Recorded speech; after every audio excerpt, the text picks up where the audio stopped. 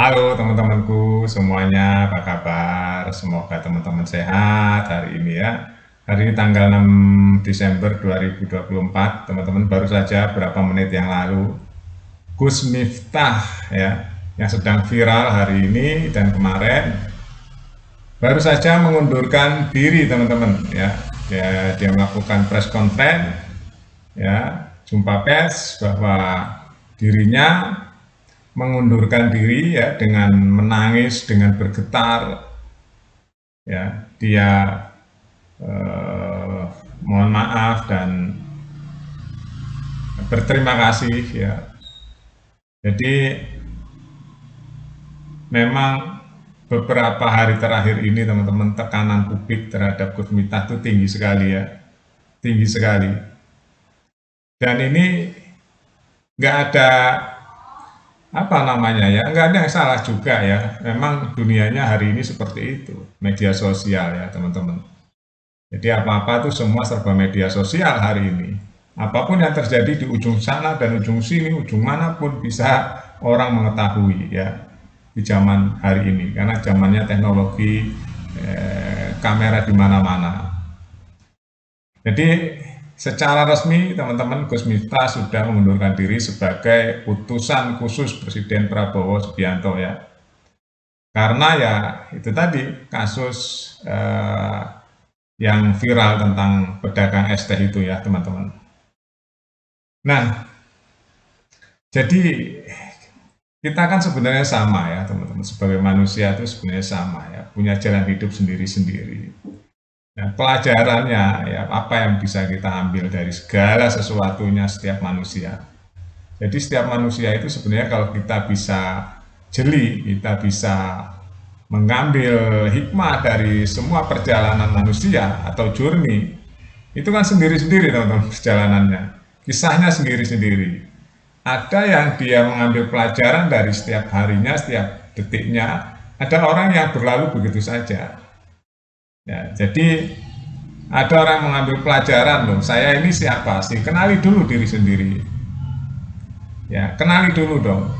Kita, saya, kamu, ya, siapa sebenarnya?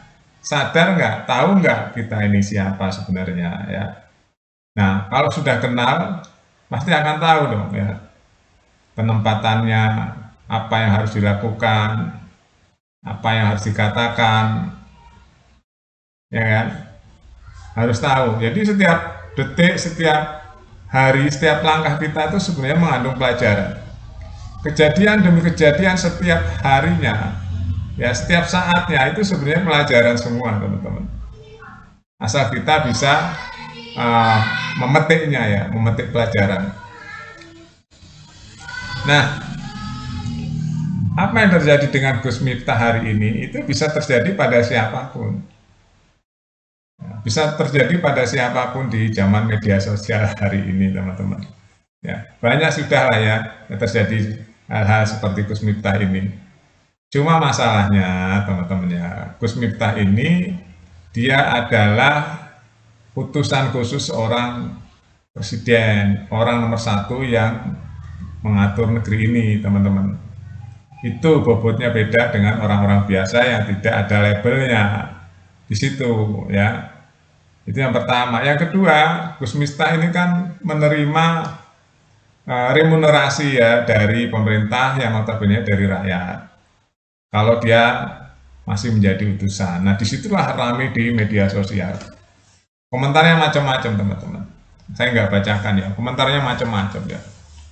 Jadi ada yang plus, ada yang minus, ada yang marah, ada yang juga simpati ya, macam-macam komentar di media sosial tentang kasus pedagang es teh ini teman-teman. Ya itulah yang terjadi, faktanya, de factonya sudah viral gitu loh. Jadi namanya media ya, namanya netizen ya, dia kan melihatnya di media saja teman-teman, nggak kenal secara langsung gitu ya. Tapi image-nya itu teman-teman ya. Sedangkan Presiden Prabowo itu adalah pro pedagang kecil, teman. Ini yang berat ya. Yang berat ditanggungnya di situ.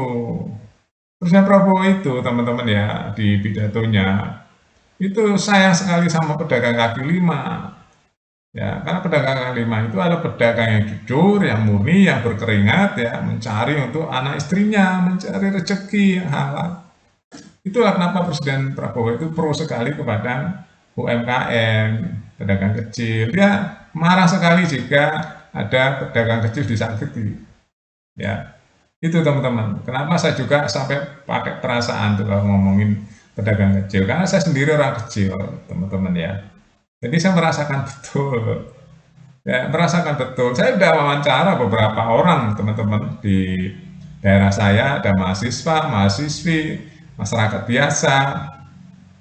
Ya, bagaimana pertanyaannya pada anak-anak muda, mahasiswi tadi pagi saya ketemu beberapa mahasiswi, ketemu anak-anak muda, ketemu orang biasa.